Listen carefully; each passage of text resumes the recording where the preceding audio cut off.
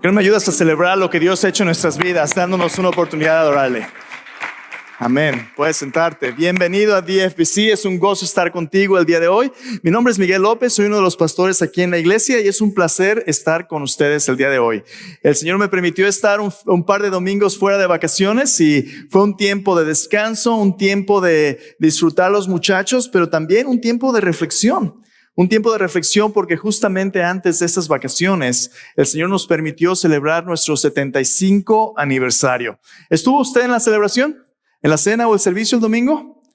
Qué oportunidad más increíble de poder ver lo que el Señor ha hecho en estos 75 años de historia. Hermanos, el Señor nos ha dado 75 años de ministerio sobre el que apoyarnos para continuar haciendo su obra. La pregunta ahora es, ¿a dónde es que el Señor nos está llevando? ¿A dónde y cómo se ve el próximo capítulo de nuestra iglesia sirviendo al Señor? ¿Cómo se ve el próximo capítulo? Muchos cambios, muchas oportunidades, muchos retos. Pero déjame decirte, para responder al llamado que Dios nos ha dado, ese llamado va a requerir la obediencia de cada uno de nosotros. Dios nos ha dado una visión clara de lo que Él quiere de nuestra iglesia. Y el domingo del aniversario compartía parte de ese llamado. Yo estoy convencido, hermanos, estoy convencido de que Dios nos ha llamado como iglesia a ser un catalizador en un movimiento de iglesias que responden a la gran comisión y multiplican discípulos. ¿Y qué significa eso? Bueno, un catalizador es un instrumento que facilita conversaciones, que facilita el que la iglesia se mueva en obediencia a la palabra de Dios. Hermanos, Dios quiere usarnos para impactar al mundo y traer personas a nuestro Señor Jesucristo. Dios quiere usarnos. Y ya somos una iglesia para toda nación y toda generación. En nuestra iglesia, aún en nuestro ministerio español, tenemos personas de muchas naciones diferentes. Tenemos personas de Argentina, tenemos personas de México, tenemos personas de Centroamérica, de El Salvador, de Guatemala, de todas partes, personas de Perú, personas de Chile, personas de todas partes. En nuestra iglesia tenemos personas de África, personas de Asia, personas de aquí de los Estados Unidos, de todo el mundo. Porque somos una iglesia para toda nación y toda generación. No solamente los jóvenes y los viejos, todos los que estamos en medio, todas las personas que declaran que Jesucristo es su Señor y Salvador son bienvenidos a ser parte de esta familia. Somos una iglesia que somos suficientemente grandes para impactar el reino, pero suficientemente pequeños para ser familia. Hermanos, no se trata de asistir a servicios religiosos, no se trata de ser parte de un programa, se trata de ser parte de la familia de Dios, donde cada persona cuenta y cada persona es tratada con dignidad, con respeto, con amor, diferente al mundo. Esa es la visión que Dios nos está dando. Vamos a hacer más de lo que Dios nos ha llamado a hacer, la iglesia de nuestro Señor Jesucristo. Pero ¿cómo lo vamos a hacer? Bueno, vamos a estar viendo una serie nueva de mensajes titulada Reagrupar. ¿Qué significa eso, reagrupar? Creo que después de todo lo que Dios ha estado haciendo, ya tengo aquí un par de años. El Señor ya ha estado trabajando 75 años antes de que yo apareciera, pero Dios nos ha estado preparando para el siguiente capítulo hacia donde vamos, hermanos. Nuestro ministerio en inglés, nuestro ministerio en español y cualquier otro ministerio que Dios levante para toda nación y toda generación tiene que ser un instrumento que Dios utilice para cumplir la gran comisión. Y se va a requerir de cada uno de nosotros hacia dónde vamos. Bueno, en la Biblia no hay un periodo histórico de cambios más grandes y más radicales que el periodo donde la iglesia primitiva nace, en el libro de los Hechos. Si tienes tu Biblia, te voy a invitar a abrirla en el libro de los Hechos, porque en el libro de los Hechos tenemos la historia de cómo comenzó la iglesia, cómo comenzó el movimiento que ha cambiado al mundo de una manera que nadie pudiera haber anticipado. Y la pregunta que quiero hacerte el día de hoy es esta. ¿Cómo es que un grupo de 11, unos cuantos más, cómo es que un grupo de seguidores de Jesús que tenían miedo y estaban amedrentados, cómo es que cambió de ser un grupo de cobardes a un grupo de personas valientes y un grupo de personas con tanto gozo que el mundo no pudo detenerlos? ¿Cómo es que pasaron de ser cobardes a ser valientes y el movimiento más grande que el mundo haya visto? ¿Cómo es que sucedió eso? La respuesta a esta pregunta la tenemos en el libro de los Hechos. Y lo que quisiera decirte esta mañana es esta. Este grupo de personas temerosas, este grupo de personas miedosas, tuvieron un encuentro personal con Cristo Jesús, con Dios vivo cara a cara. Primera de Juan capítulo 1, versículo 1 dice, lo que era desde el principio, lo que hemos visto, lo que hemos palpado con nuestras manos, contemplado concerniente a la palabra de vida. Porque la palabra de Dios, la palabra de vida fue manifestada y la hemos visto. Testificamos, les anunciamos la vida eterna, la cual estaba con el Padre y se nos manifestó. ¿Qué es lo que Juan está diciendo? Juan está diciendo, nosotros hemos visto a Dios. Hemos visto el cumplimiento de las promesas de Dios en la persona de Jesucristo. Y este encuentro nos cambió la vida radicalmente. ¿Cómo es que Jesús cambia nuestras vidas? Bueno, es precisamente de lo que vamos a hablar hoy. Cuando Jesús murió y resucitó, sus discípulos quedaron completamente destruidos, completamente atemorizados, completamente desanimados, porque ellos por 3 años habían seguido a Jesús y aquellos que le habían jurado lealtad absoluta, uno le traicionó, Judas. Otro le negó, Pedro. Uno de sus más íntimos amigos negó conocerle y con maldición le negó. Ahora ellos estaban enfrentados a la persecución de los judíos, la persecución del imperio romano. Eran personas perseguidas. Toda su fe había quedado destruida. ¿Te ha decepcionado a alguien alguna vez? ¿Cómo te sientes cuando alguien te traiciona? ¿Volverías a confiar en la misma persona otra vez? Si me la haces una vez, bueno, pero 2 veces no me la vas a hacer 2 veces, ¿verdad? Uno se vuelve desconfiado, uno se protege mejor. Bueno, esos discípulos que habían visto a Jesús morir el viernes, habían empezado a escuchar a ciertas personas, mujeres y algunos entre ellos diciendo que Jesús, aunque había muerto, ahora estaba vivo. No, espérame tantito. Algunos de los discípulos eran tan escépticos como Tomás, Tomás dijo, mira, a menos que yo ponga mis dedos en el orificio de sus clavos, a menos que yo ponga mi mano en su costado donde le abrieron, yo no voy a creer. A mí no me la haces 2 veces. Yo no voy a creer.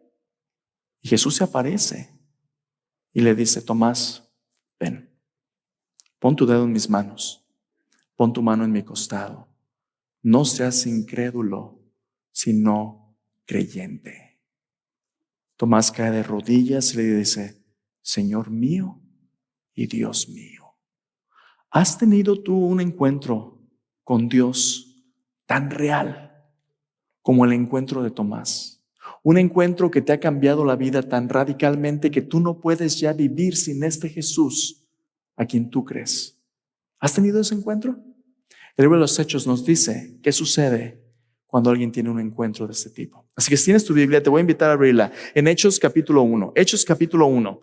Para que veas cómo es que Jesús forma una comunidad de poder irresistible con estos discípulos temerosos. ¿Y qué es lo que Dios hace? Bueno, la pregunta que vamos a estar tratando esta mañana es esta. ¿Cuál es la visión de Dios para la restauración de su reino después de la muerte y resurrección de Jesús? Al leer este pasaje en Hechos 1, versículo 1 al 11, quiero que te des cuenta de algo. Jesús va a empezar a pintar una imagen nueva de lo que significa ser una comunidad de seguidores de Jesús. No personas traicioneras, no personas atemorizadas y desanimadas, sino una comunidad con una visión y un llamado y un poder irresistible para vivir la vida de Jesús. Así que si tienes tu Biblia, vamos a leerla en Hechos, capítulo 1, versículo 1 al versículo 11. Dice así, Hechos 1, del 1 al 11.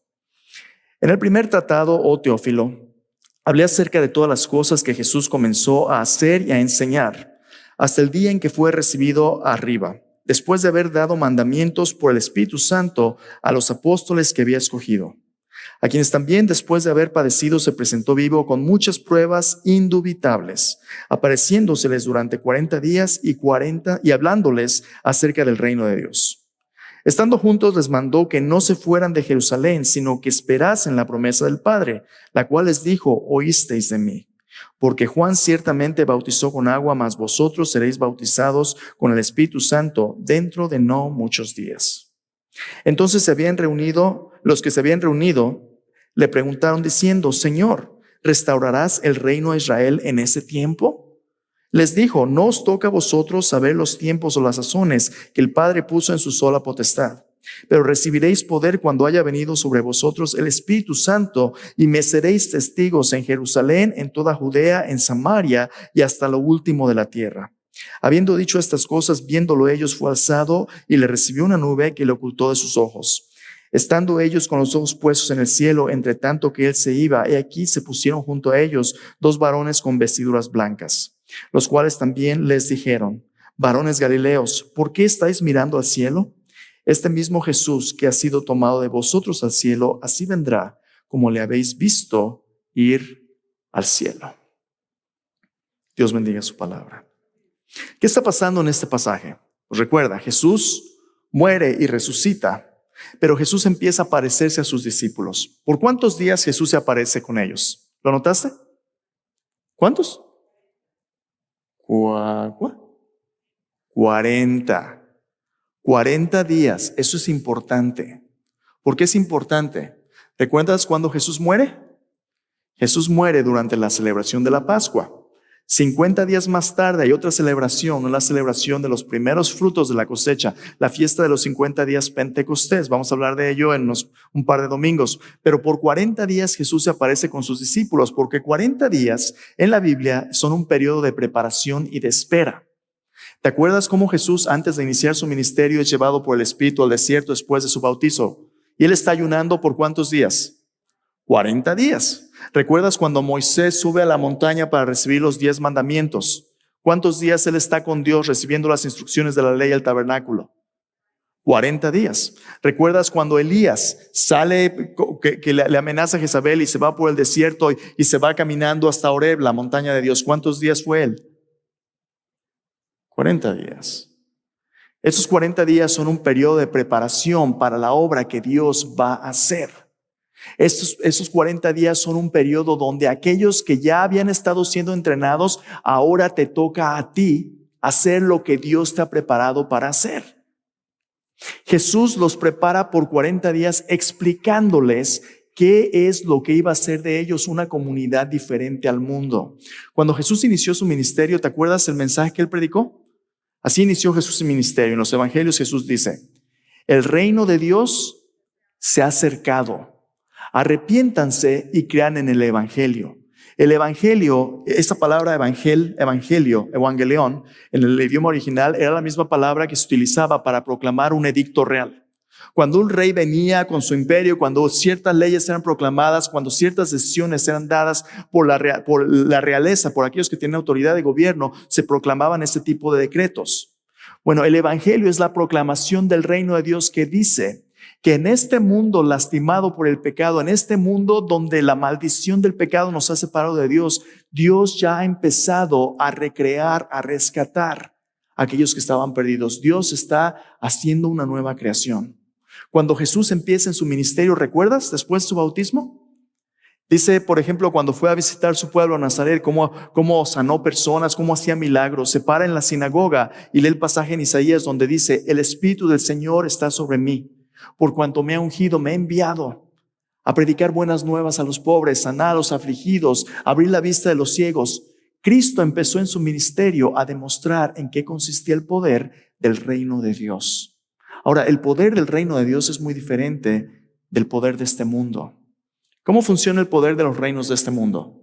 En una ocasión, hablando con sus discípulos, ¿te acuerdas de Juan y su hermano? Vienen, Santiago le dicen: Señor, queremos que nos hagas un pequeño favorcito. Te trajimos a mamá para que no lo concedas. ¿Cuál es ese favor? Que en tu reino nos sentemos uno a tu derecha, otro a tu izquierda. Todo el mundo se enoja. Jesús los llama y les dice: en el mundo, los que son grandes oprimen a otros, pero entre ustedes no. El mayor de ustedes es el servidor de los demás. El poder del reino de Dios no es como el poder de los políticos de este mundo. Los políticos oprimen y controlan.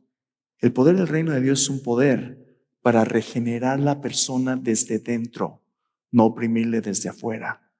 ¿Y cómo es que Jesús empezó a hacerlo? Predicando su mensaje. Los 12 fueron los primeros que le siguieron. Había otros, pero este era su círculo más íntimo. Uno le traiciona.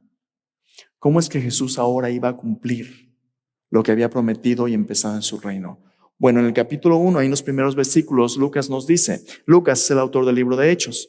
El libro de los Hechos es una historia de lo que pasó los siguientes 30 años después de la muerte y resurrección de Cristo. Documenta el comienzo de la iglesia y también documenta el comienzo del movimiento de misiones mundiales a través de Pablo y Bernabé.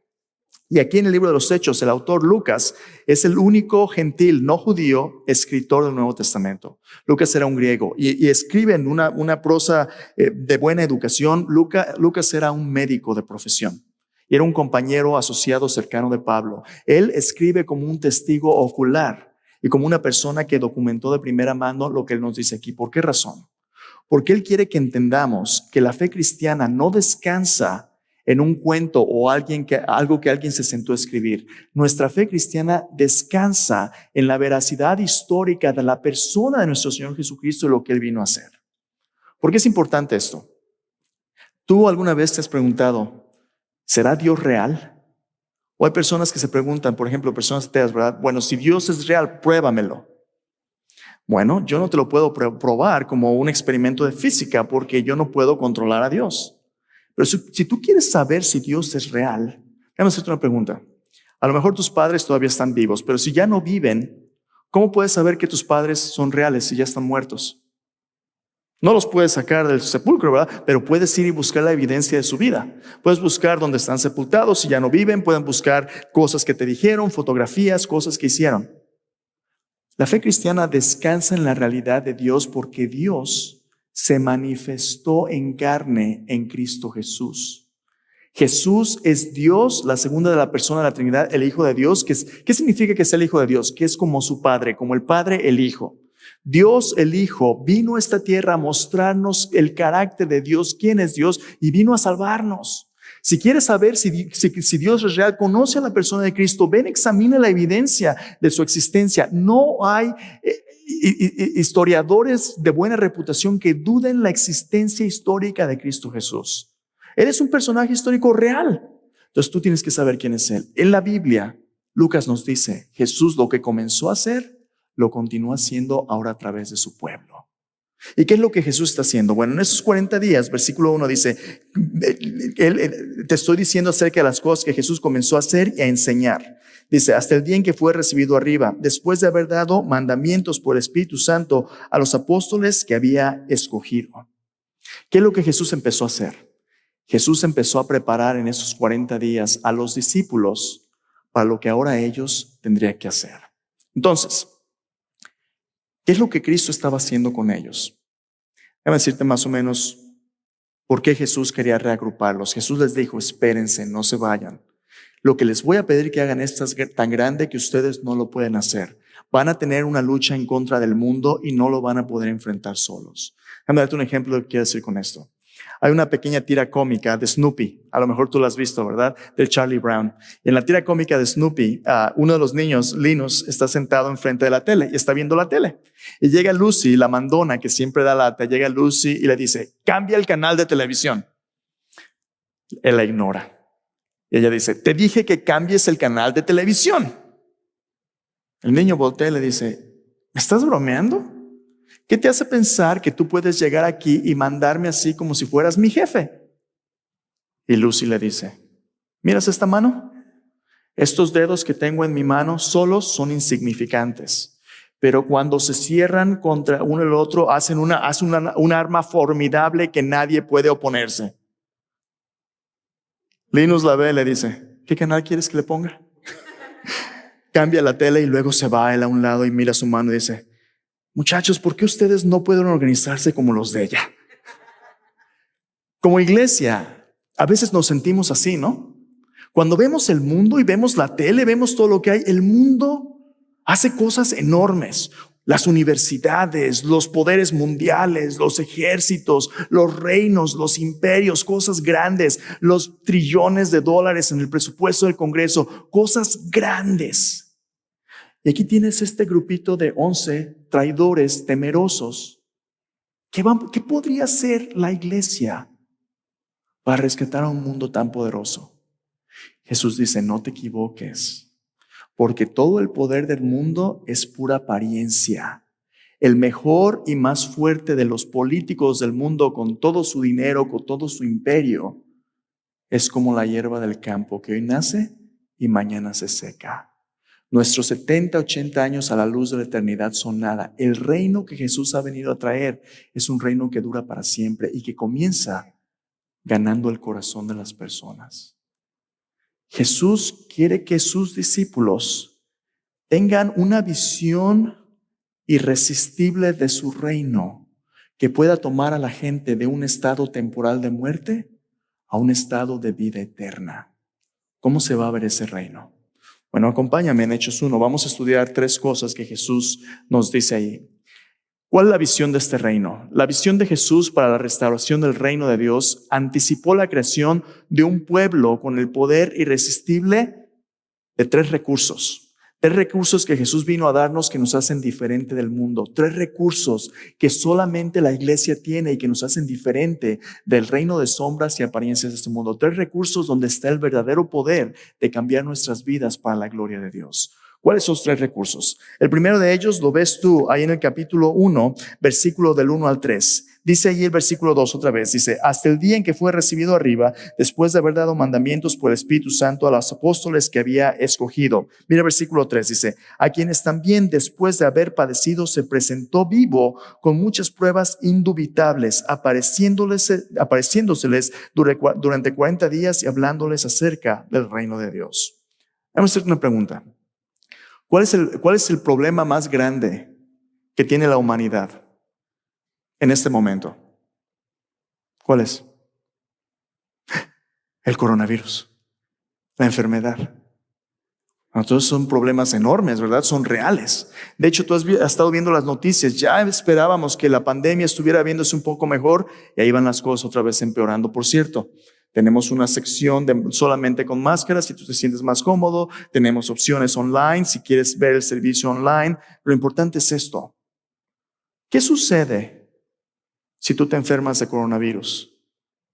Te sientes mal, ¿no? ¿Cuál es el peor caso de lo que te puede pasar? Puedes morirte. A final de cuentas, lo peor que nos puede pasar en esta vida es morirnos, ¿no? Pero déjame decirte que de esta vida, a menos que Cristo regrese mañana, no vamos a salir vivos de ella. La muerte es el problema más grande que enfrentamos como la humanidad y uno para el cual no tenemos solución humana. Pero Jesús, después de haber sido crucificado en esa cruz, se levantó victorioso al tercer día y nos dice que Él tiene la solución al problema más grande de la humanidad y nos dice que el problema y la causa de esta muerte es el pecado en el corazón del hombre y nos dice que Cristo tiene el poder, escúchame bien, de salvarnos. El problema más grande. ¿Cuál es el precio de la salvación? La muerte y resurrección del Hijo de Dios. Cristo pasó 40 días con ellos porque era importante para los discípulos darse cuenta que lo que Cristo había conseguido para ellos era salvación. Como iglesia, la visión y lo que nos hace diferentes del mundo es esto. Teológicamente, bíblicamente, doctrinalmente, somos un pueblo unidos por un regalo. Ese regalo es la salvación. Somos un pueblo justificado por la muerte y resurrección de Cristo. Todas las religiones del mundo dicen esto: si quieres ir al cielo, si quieres pasar a un estado de mejor vida, pórtate bien. Si cumple las ceremonias, si cumple los mandamientos, si haces buenas obras, te puedes ganar la vida eterna. Esa es una de las más grandes mentiras del diablo. Tú y yo no podemos ganarnos la salvación porque somos pecadores. Nuestras mejores obras están manchadas por el pecado. Dios es santo, Dios es justo, Dios es perfecto. Lo único que nos merecemos es la muerte. Pero la gran noticia del evangelio es que Dios nos amó tanto que estuvo dispuesto a enviar a su único hijo, Cristo Jesús, siendo perfecto. Él dijo: yo voy a tomar tu lugar, yo voy a morir por ti. La muerte de Cristo significa que Dios tomó nuestro lugar y significa que su amor es tan grande que ni siquiera toda la maldad combinada de la humanidad pudo apagar su amor. El amor de Dios es tan grande que es más grande que la muerte misma. Cuando Cristo resucitó entre los muertos, Dios nos dio el antídoto para el problema de la muerte y del pecado. ¿Cuál es ese antídoto? La vida de su Hijo mismo. Y nos ha dicho que todos aquellos que tienen fe en Él, todos aquellos que se arrepientan de sus pecados y pongan su fe en Él, reciben el perdón de pecados y una vida nueva a través de Cristo Jesús. Esto es lo que Jesús ha estado clarificando con ellos, hermanos. ¿Qué significa esto? La iglesia son la primera generación de personas en toda la historia bíblica donde Dios no solamente promete que vendrá un Salvador, donde el Salvador viene y ahora Él cumple lo que había prometido. La iglesia es una comunidad del cumplimiento de las promesas de Dios. Dios no quiere que tú te sigas preguntando ¿hasta cuándo? Ya Cristo vino, ya ha inaugurado su reino. Nosotros somos esos hijos de Dios. Estamos atrapados todavía entre su primera venida y segunda venida, pero nos ha dejado aquí con una misión, y esta misión es que podamos ser una comunidad donde apuntemos a la salvación de Cristo. ¿Por qué te estoy diciendo esto con tanto énfasis? El cimiento de la iglesia es la conversión. Si tú vienes a la iglesia, pero no has tenido un encuentro personal con Cristo, donde tú te arrepientas de tus pecados, donde tú te rindas a Él, así como lo hizo Tomás: Señor, yo dudaba antes, pero ahora me arrepiento, tú eres mi Señor, tú eres mi Dios. Si no te has arrepentido de tus pecados, tú eres tanto parte de la iglesia como estas bancas. Tú no eres parte de la familia aún. Necesitas entregar tu vida a Jesús. Entonces, salvación es lo primero que nos distingue del mundo, pero no solamente eso, hay una cosa más. Mira ahí en el versículo 4 dice: estando juntos, les mandó que no se fueran de Jerusalén, sino que esperaran la promesa del Padre, la cual les dijo: oísteis de mí. Porque Juan ciertamente bautizó con agua, mas vosotros seréis bautizados con el Espíritu Santo dentro de no muchos días. ¿Qué es eso? Bautizados en el Espíritu Santo. En una semana más, próxima semana, vamos a tener bautizos. Si no te has bautizado, el bautismo es un símbolo visible de algo que ha pasado en tu vida personal. Tu conversión, tu entregarte a Cristo. El bautismo simboliza ser sumergido en la vida de Dios y pasar a una vida nueva. Cuando eres sumergido en el agua, tú te identificas con la muerte y sepultura de Cristo. Cuando sales del agua, tú te identificas con la resurrección a nueva vida de Cristo. Pero aquí no está hablando del bautismo en agua.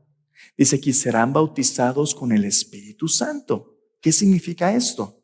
Si tú sigues leyendo en el libro de los Hechos, en el capítulo 2, el Espíritu Santo desciende en Pentecostés sobre los discípulos. Y ahora ellos son hechos parte de una nueva familia, la cual la Biblia llama la iglesia. En 1 Corintios capítulo 12 y en otros pasajes del Nuevo Testamento, el apóstol Pablo dice que todos aquellos que han puesto su fe en Cristo Jesús, Dios nos ha dado de beber de su Espíritu. ¿Qué significa? ¿Cómo que beber de su Espíritu? Mira, el bautismo y beber del Espíritu son un símbolo de cómo Dios nos incorpora en su familia. Así como cuando tú te bautizas en agua, tú te sumerges por completo en el agua y el agua te satura como si fueras una esponja. Tú estás ahora inmerso en esta nueva realidad. Así en el Espíritu Santo, cuando tú le das tu vida a Cristo, Él te conecta con la familia de Dios y tú le perteneces ahora a Dios. Vamos a hablar de ello un poquito más en las próximas semanas. Pero ¿por qué es esto importante? Mira lo que Jesús continúa diciéndoles.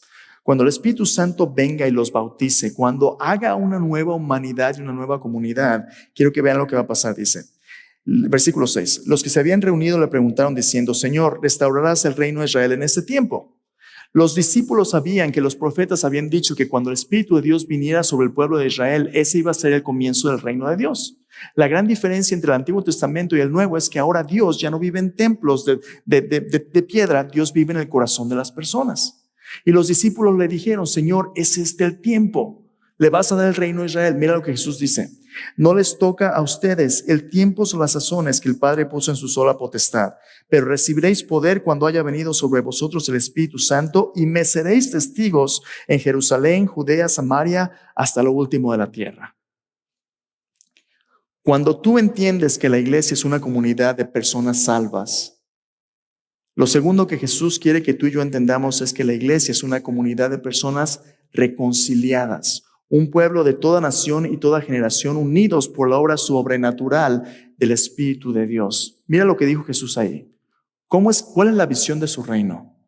Jesús les dijo: esta visión solo puede realizarse cuando el Espíritu Santo los bautice, los incorpore en la vida de Dios. ¿Cómo lo va a hacer? Hay cosas que a ustedes no les toca saber, hay cosas que les toca saber. Por ejemplo, el cuándo. Le dicen: Señor, ¿vas a restaurar el reino este tiempo? Jesús les dice: no te toca a ti saberlo. ¿No te gustaría saber cuándo Cristo regresa? Si tú alguna vez me oyes a mí, oyes al pastor Roberto o cualquier maestro en nuestra iglesia decirte algo así como esto: hermanos, hemos estudiado la Biblia y en la Biblia vemos por estas señales que Cristo regresa en el 2023, junio del 2023, junio 3 del 2023, porque estas señales es cuando Él regresa. Vende tus cosas, tráenos el dinero. Mucho cuidado, mucho cuidado. Mucho cuidado, porque Jesús nos ha dicho claramente que Él vendrá como ladrón en la noche. Cuando el mundo no sepa, Jesús va a regresar. Sus seguidores, esperamos, vamos a estar velando y orando, vamos a estar haciendo su trabajo, pero si tú duermes como el mundo, a lo mejor ni cuenta te das hasta que Él llegue y te aprenda.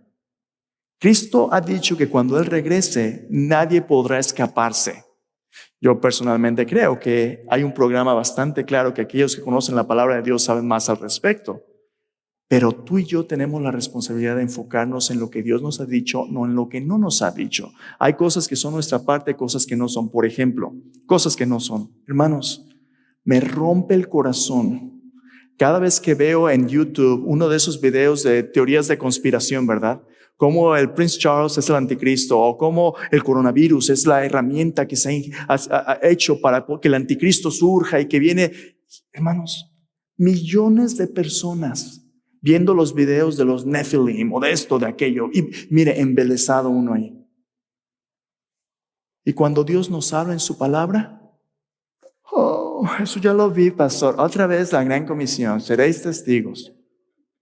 Esas son las palabras de Cristo Jesús. Si tú no sabes lo que Cristo te ha dicho y lo que realmente quiere de ti, te vas a confundir con lo que todo mundo espera de ti. ¿Qué es lo que Cristo ha dicho? No te preocupes por el tiempo o el cuándo, de eso Jesús se va a encargar. Preocúpate por la misión que Él te va a dar. ¿Y cuál es la misión? Jesús dice: yo les voy a dar poder para que sean mis testigos cuando venga sobre ustedes el Espíritu Santo. Y van a ser mis testigos en Jerusalén, Judea, Samaria, hasta lo último de la tierra. Jesús vio a un pueblo lleno del Espíritu Santo, donde Dios vive en ellos. Ya no vive en el templo. El Espíritu Santo es la presencia personal de Dios en nosotros. Un pueblo donde Dios vive, que iba a ser testigos de Jesús hasta lo último de la tierra. Ahora, esta palabra es importante. Al principio te dije multiplicadores de discípulos. Testigos son esos discípulos. En Hechos capítulo 1 hasta el capítulo 7, tú ves cómo la iglesia comienza y empieza a crecer. En capítulo 7 culmina esta expansión en Jerusalén, Samaria y hasta el último de la tierra con el martirio de Esteban. ¿Te acuerdas de Esteban, no? Uno de los primeros diáconos. Él fue el primer mártir. Lo mataron. Y cuando lo mataron, esa palabra mártir es la misma palabra para testigo. ¿Qué quiere que Jesús, cada uno de nosotros nos convertamos? Jesús quiere que nos convirtamos en personas como Él. ¿Sabes cómo murió Jesús? Jesús murió dando su vida por otros. Lo que Jesús espera de su iglesia es que cada uno de nosotros nos convirtamos en personas que estemos dispuestos a dar nuestra vida por la salvación de otros. Como iglesia tenemos que ser una comunidad de personas donde aún nuestros peores enemigos, los samaritanos, eran los peores enemigos de los judíos. Los gentiles, los judíos les llamaban perros. Hermanos, vivimos en el mismo mundo racial y socioeconómicamente dividido. ¿Cómo nos llamamos aquí? A los gringos, los brownies, los esto, los aquello. En la iglesia no hay tal cosa. En la iglesia somos uno en Cristo. Somos personas con un poder irresistible donde el Espíritu Santo vive en nosotros. Tú eras mi enemigo, ahora eres mi hermano, eres mi hermana, porque el mismo Dios que vive en mí, vive en ti. Somos miembros de la familia. Eso es lo que Jesús dice que va a hacer con su iglesia. Personas reconciliadas. Por último, Jesús dice una cosa más. En el pasaje que leímos, Jesús los está preparando y se los lleva a la montaña, y mientras está hablando y quieren aprender más, de repente Jesús es llevado al cielo y asciende al Padre. ¿Cómo están los discípulos? Y junto a ellos se paran unos posibles ángeles. Les dicen: ¿qué están haciendo viendo hacia arriba? ¿No les dijo Jesús que tienen trabajo que hacer? Este mismo Jesús que fue quitado de ustedes, así volverá a venir cuando llegue el tiempo. Hermanos, en la primera parte de Hechos, Dios nos dice que lo que nos une es nuestra salvación.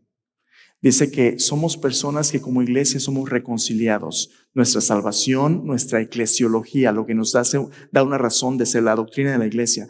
Pero por último nos da una esperanza de nuestra escatología, lo que esperamos en un futuro. Así como Jesús vino la primera vez, Jesús viene una segunda vez a traer su reino. Y cuando Él regrese, vas a haber hecho lo que Él te pidió que hicieras. Ese es el punto de los ángeles. Los ángeles están diciendo, no te quedes mirando al cielo. Ponte a hacer lo que Jesús te dijo que hicieras. Sé su testigo. Empieza en Jerusalén, luego en Judea, Samaria, hasta lo último de la tierra. ¿Qué es lo que Jesús quiere?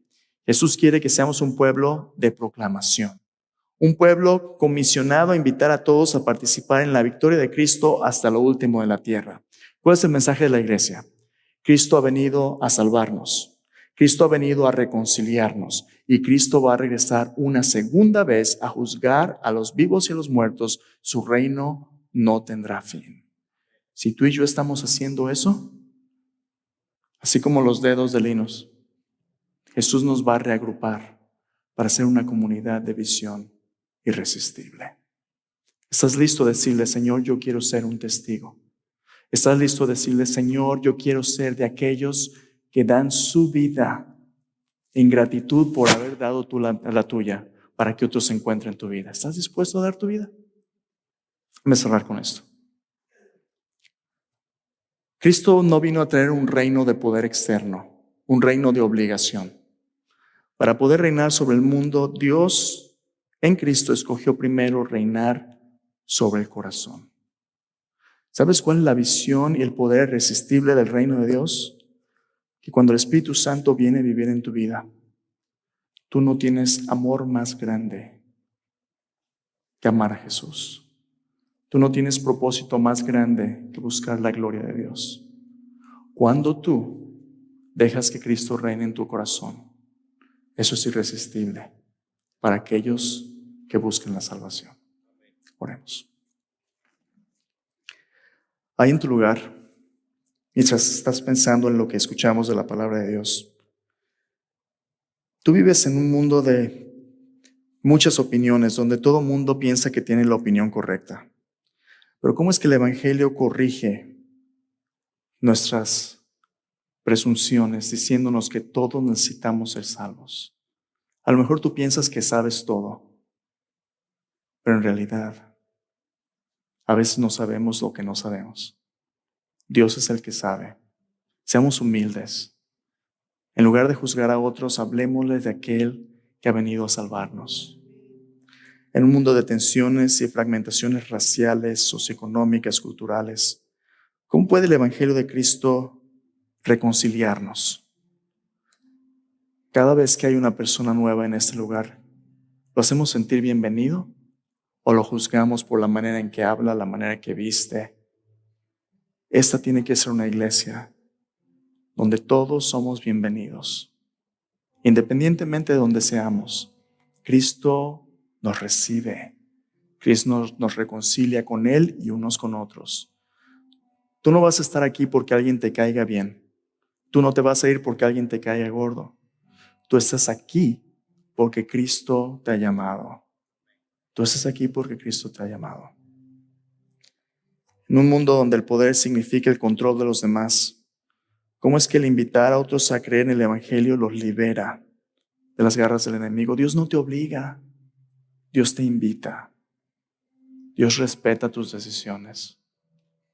En esta iglesia tenemos que ser una iglesia donde hay respeto unos por otros, donde hay gracia, donde hay espacio para diferir nuestras opiniones, pero donde nos amamos de tal manera que el mundo ve nuestro amor y dice, estos son de Jesús.